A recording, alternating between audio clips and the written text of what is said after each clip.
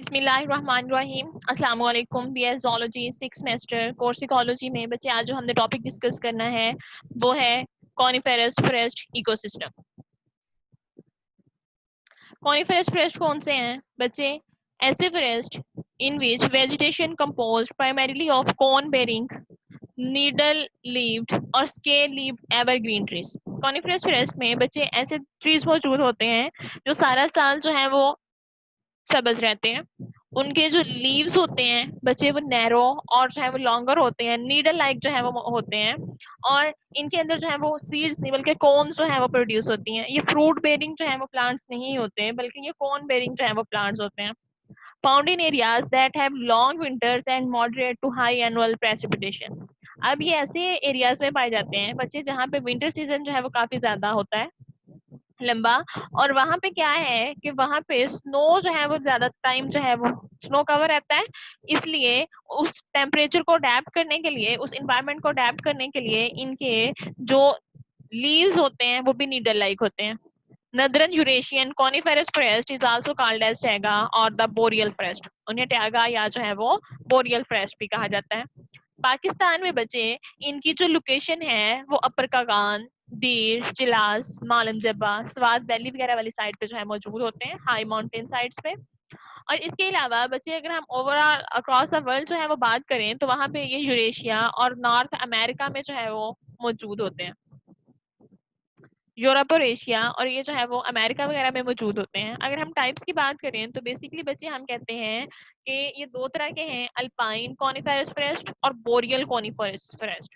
अगर boreal forest की बात करें तो one type of coniferous forest that found at high latitudes are called boreal forest, and alpine forest are found at low latitude और high altitude. Temperate coniferous forest grows in high altitude are called alpine forest.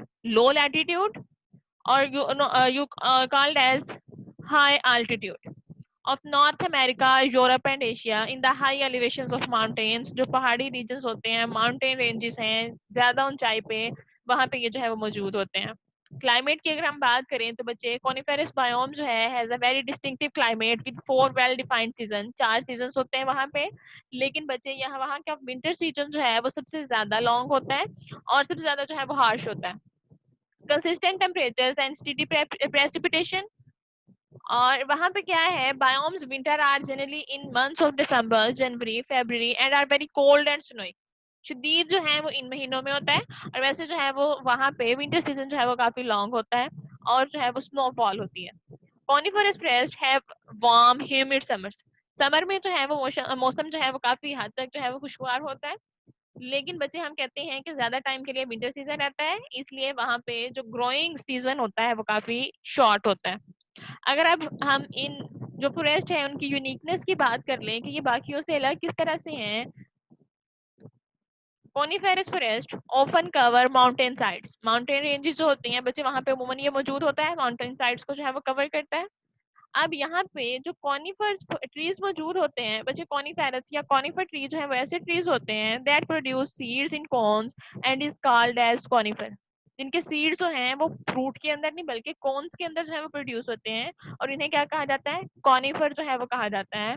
और ये बच्चे triangle shape जो है वो trees होते हैं। इनकी ये शेप जो है वो इनको इतनी ज्यादा अडेप्टेशन के काबिल बनाती है कि ये इतनी हाई जो अल्टीट्यूड्स हैं, माउंटेन साइड्स हैं, वहां पे भी जो है वो सरवाइव कर जाएं। बच्चे ये इनकी जो ट्रायंगल शेप जो है होती है, ये वहां ऊपर जो है स्नो को नहीं इतना ज्यादा ठहरने देती, इसलिए ये रप्चर हुए बगैर ही जो है वो काफी लंबा टाइम जो है वो स्नो सीजन को बर्दाश्त कर लेते हैं। Triangle shape also allow the trees to collect and shed snow without breaking. तो ये स्नो को जो है वो शेड कर देते हैं विदाउट ब्रेकिंग द लीव्स। इनके बच्चे हमने कहा जो नीडल्स होते लाइक जो है वो लीव्स होते हैं, स्केल लाइक जो है वो लीव्स होते हैं। अब इनके वो उनका सरफेस एरिया बहुत कम होता है, इस वजह से वो रप्चर नहीं होते, जितनी मर्जी स्नोफॉल उसके ऊपर होती रहे, स्नोफॉल जो है वो आसानी के साथ उसके ऊपर से जो है वो गिर भी जाती है। और दूसरा क्या होता है कि वो रप्चर भी नहीं होते। अगर इनके लीव्स जो है वो ज्यादा ब्रॉड होते, उनकी सरफेस एरिया जो है वो ज्यादा होता, तो एक तो उसके ऊपर जो है वो स्नोफॉल की वजह से स्नो कवर जो है वो ज्यादा लंबे समय तक रहना था। दूसरा क्या होना था कि वो प्लांट्स जो ट्रीज लीव्स हैं उन्होंने क्या होना था, रप्चर हो जाना था।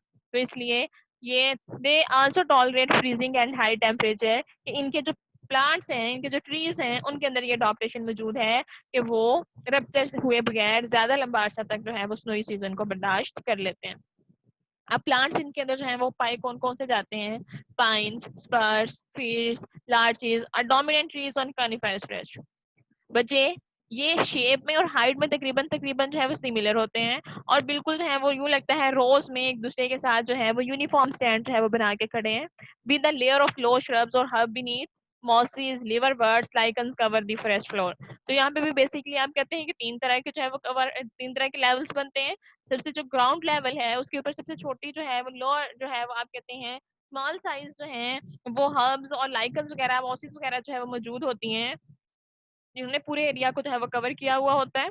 उसे सेकंड लेवल पे श्रब्स आती हैं, जिन्होंने जो है वो एक मॉडरेट लेवल, सेकंड लेवल जो है वो बनाया हुआ होता है। और सबसे अपर जो है वो ये तमाम ये वुडी ट्रीज आते हैं, जिन्होंने सबसे जो है वो अपर लेवल या थर्ड लेवल जो है वो बनाया हुआ होता है। यहाँ पे आप मेजर प्लांट्स जो है वो उनको देख सकते हैं। बच्चे देख लें, उनके जो है वो तकरीबन जो है वो हाइट्स भी एक जैसी हैं, साइज भी एक जैसे हैं, शेप्स भी एक जैसी हैं, और यहाँ से दिखने में आपको कोई पता नहीं लग रहा कि इनमें से फिर कौन सा है, पाइन कौन सा है, स्पर्स कौन सा है। तो इसीलिए लगता है कि ये एक यूनिफॉर्म जो है वो स्टैंड बनाते हैं। लेकिन बच्चे अगर इन्हें देखें तो बेसिकली इनके अंदर जो है वो तीन जो है वो लेयर्स बनी हुई होती हैं। सबसे नीचे जो है वो ग्राउंड कवर है, फिर जो है वो श्रब्स मौजूद हैं, और फिर क्या है, ये तमाम कॉनिफर जो है वो ट्रीज मौजूद हैं। अगर बच्चे हम एनिमल्स की बात करें तो एनिमल जो है एक यहाँ पे लार्ज जो है वो आप कहते हैं डाइवर्सिटी पाई जाती है। जिस तरह से प्लांट्स जो है वो बहुत ज्यादा डाइवर्स है, इसी तरह से एनिमल भी जो है वो काफी ज्यादा डाइवर्स है यहाँ पे। इसमें मैमल्स भी हैं, जैसे मूस, डियर, रेंडीर, स्क्वायरल्स।